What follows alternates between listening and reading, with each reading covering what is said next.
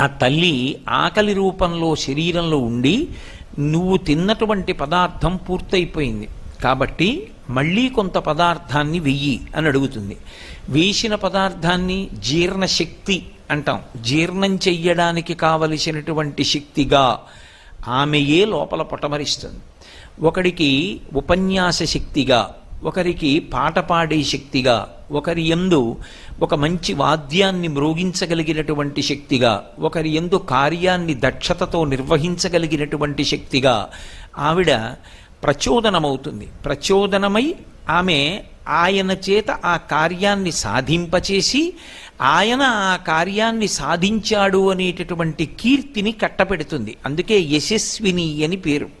ఒక వ్యక్తి ఒక విషయంలో అపారమైనటువంటి కీర్తి పొంది ఉన్నాడనుకోండి, అలా కీర్తి దేని చేత పొందుతాడు అంటే పరదేవత